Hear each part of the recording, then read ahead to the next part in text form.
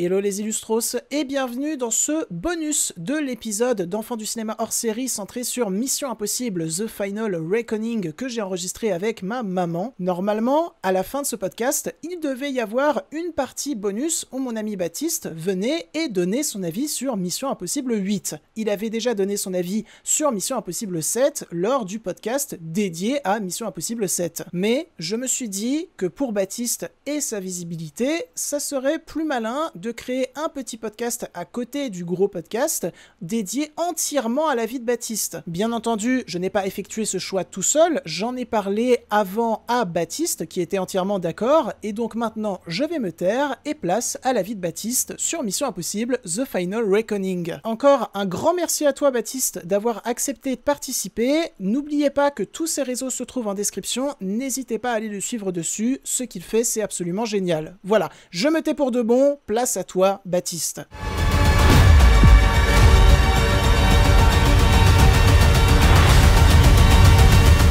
Bien le bonsoir. On m'a de nouveau demandé de donner mon avis sur Mission Impossible, mais sur le 8 cette fois-ci. Et ça va aller très vite, c'est mon nouvel opus préféré de la saga. Attendez. Pardon, j'avais encore du déni coincé dans la gorge. Voilà. Donc ça, c'est ce que j'aurais voulu dire si ça avait réellement été le cas, et surtout si les gens avaient été voir le 7ème opus il y a 2 ans. Parce que oui, il faut se l'avouer, ce 8ème film souffre énormément du flop de son prédécesseur et on le ressent à plein d'endroits différents, à commencer par le scénario. Vous voyez le brouillon d'un examen écrit d'anglais quand on fait des liens de partout, on rature, on réécrit par-dessus, on fait du remplissage pour avoir le bon nombre de mots, etc. Ben ici, c'est exactement la même chose. On fait des liens entre des personnages du film avec d'autres des précédents qui n'ont rien à voir et aucun impact sur le scénario, on raccourcit des scènes qui auraient mérité d'être plus longues, et on nous rallonge des scènes constamment avec des flashbacks inutiles des opus d'avant, mais également de ce film-là. Par exemple, il y a une scène où la présidente réexplique à Ethan Hunt tout le 7ème film et réintroduit l'entité en mode « Il y a une IA qui essaie de contrôler nos missiles nucléaires et elle se nomme l'entité ». Vous êtes au courant que le personnage a littéralement passé 2h40 de film à combattre l'entité dans Dead Reckoning ? Non, parce que je veux bien qu'il fallait apprendre aux gens qui n'ont pas vu le précédent film ce qui s'était passé, mais il y avait moyen de faire ça d'une manière plus intelligente. Comme je l'ai dit juste avant, il y a énormément de flashbacks, mais non seulement ils sont inutiles, mais en plus de ça, ils sont mal intégrés dans le film. Quelques exemples. Il y a une scène au début du film où Benji, Luther et Ethan sont dans un endroit en train de discuter d'une mission. 5 minutes plus tard, Ethan se retrouve devant Gabriel et lui explique ce qu'ils se sont dit avec Benji et Luther, mais pas la partie qu'on a vue. En fait, vous voyez, quand dans un film, on a au début une partie d'une discussion, et qu'à la fin du film, on en découvre l'autre moitié, en mode énorme révélation. Bah ici, c'est exactement la même chose, sauf que les deux scènes sont au début du film, avec 5 minutes d'écart,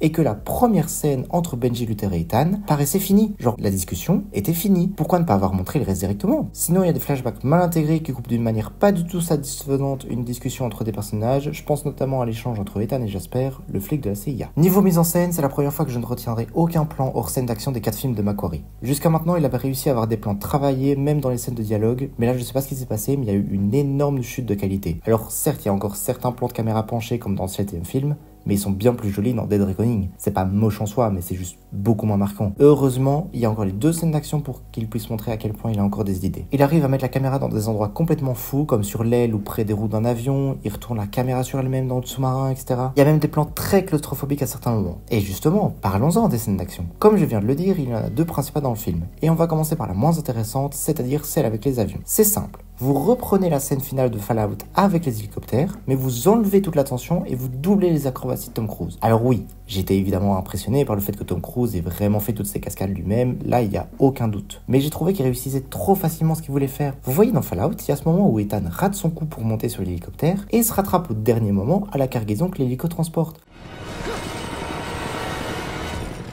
C'est bête, mais ça montrait que le personnage avait peur, qu'il était pas à l'aise, et que c'était pas non plus Dieu tout-puissant qui réussissait tout d'un claquement de doigts. Même chose quand il doit apprendre à piloter l'engin. Ici, avec les avions, il y a rien de tout ça. Il reste accroché à l'aile de l'avion pendant longtemps, mais on ressent aucune tension, parce que justement, il réussit trop facilement. Il a pas l'air d'avoir des difficultés à faire ça.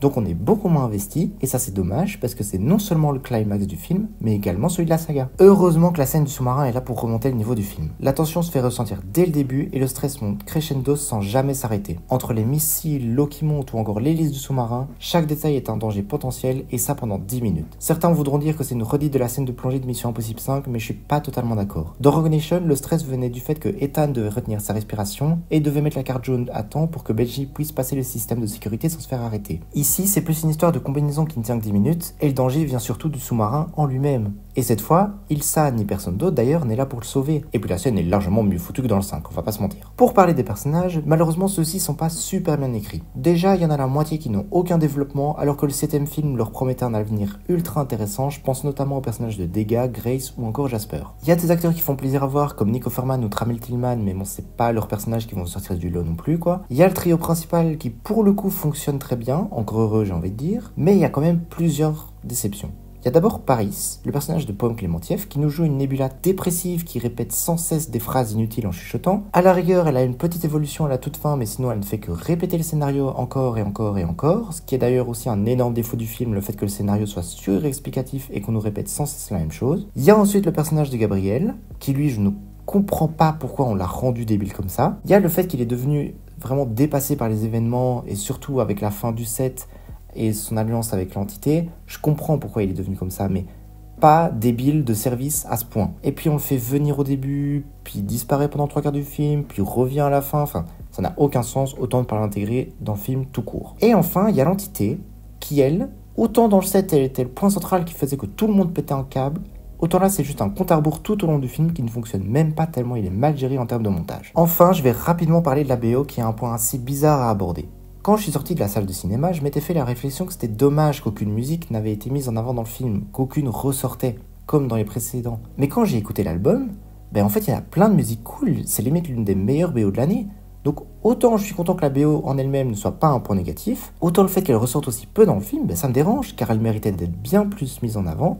Et c'est dommage parce que les gens ne vont pas s'en rappeler alors que c'est l'une des meilleures de la saga. Mais du coup, après tout ce que je viens d'expliquer, vous vous dites sûrement que j'ai détesté le film, que c'est le pire de l'année, le pire de la saga, tout le tralala. Figurez-vous que non. Malgré tous les reproches que j'ai fait au film, je ne peux pas ne pas l'apprécier. Alors, est-ce que c'est mon amour pour la saga qui parle ou juste mon déni? Ça, j'en sais rien, il faudra que je revoie le film. Mais une chose est sûre, c'est que j'ai passé un très bon moment devant. Les 2h50 sont passés super vite. Et même si les personnages sont mal écrits, même si l'immersion d'aventure est pas assez présente parce que tout va trop vite, et même si la plupart des scènes d'action sont pas incroyables, j'ai aimé chaque moment passé devant ce film. J'ai aimé dire au revoir à ces personnages que je suis depuis plus ou moins 8 ans maintenant avec le 5e film. J'ai aimé dire au revoir à cette saga qui m'est super chère. Peut-être de nouveau qu'il faudra que je revoie le film, mais pour le moment, malgré tous ses défauts, je trouve que le film reste efficace. Alors, il est à des années-lumière des précédents films, ça on est d'accord, mais c'est loin d'être une torture. Bref, merci Tom Cruise, et sur ce, à plus les Illustros. Encore une fois, merci beaucoup Baptiste pour ton avis intéressant et détaillé. Si vous êtes déjà en manque de Baptiste, eh bien sachez qu'il a également participé